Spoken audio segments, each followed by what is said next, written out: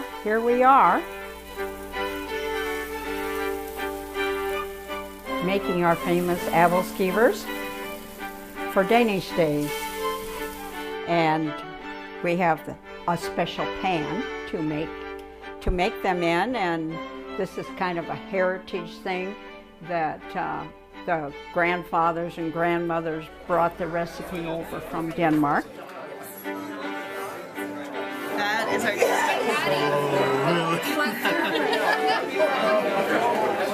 Wonderful job. My cousin Annette in Denmark says that they eat the appelskivers at Christmas time. For us to have appelskivers in July is quite unusual for them. And actually there was a gentleman from Denmark I was speaking with just last week, and he was talking about how the æbleskiver, how they don't even make them over there with the pans. It's very old-fashioned to do that. Oh. And they just go to the store and it's in the freezer section. Our community, Viborg, is celebrating their 125th anniversary. When Viborg first started, it was really originally Danes and Norwegians that settled there. They spoke Danish and they didn't speak any English when they came over. We've tried to keep those Danish traditions in Viborg. So Kayla, how did you learn how to make æbleskiver? I learned from my grandma. So my dad's mother came over from Denmark when she was 6 months old. And so I learned from her, and then my dad always made these. This was always a Sunday after church that we would make the æbleskiver.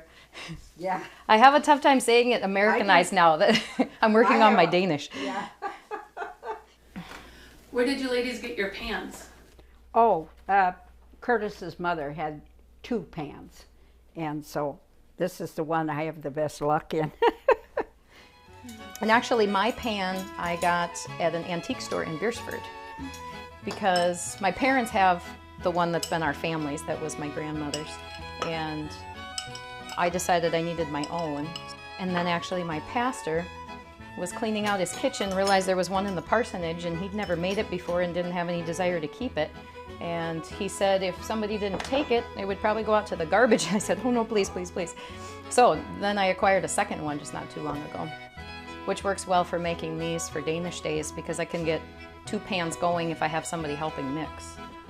So I put my mom to work mixing, and then I'll stand at the stove for hours. Because once you get started, you don't want to quit, because once you get your pan just right and they're coming out so nicely, it's tough to shut the pan off and start again, because you know that first batch isn't going to be very good. So are the pans usually a hand-me-down item? Yes. Yeah.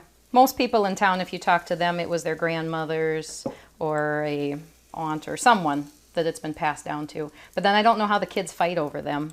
Yeah. Luckily, I'm the only one. My brothers don't make this, so I don't think they're going to have any desire to have that pan someday. But so when we make the æbleskiver for Danish Days, we do the Bisquick mix is what we use. Just a little easier to make so many of them with using that recipe. I gave Carla 3 boxes, and I did 5 boxes, and then we ended up giving 17 boxes to different people. The large boxes. The large boxes. And you get the same results. You get the same taste. Is it a multi-generational activity? Yes. I would say so, because I taught my daughter to, and she'd never made them before until this year. Yes, so, yes. And when she called, I said, how is it going? And she said, well, this took a whole lot longer than she anticipated.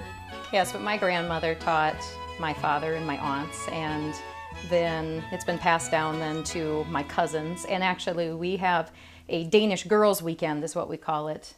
In October we do this, and so it's my dad's side of the family. Dad doesn't get to come, it's just my aunts and my cousins. And then I'm usually in charge of making the æbleskiver breakfast. And actually we put something into there, where either a blueberry or a chocolate, something, and so then whoever finds that morning for breakfast is then the Danish queen for the rest of the weekend. So we'll be serving our pork link sausages. And pork is a tradition with Danes too.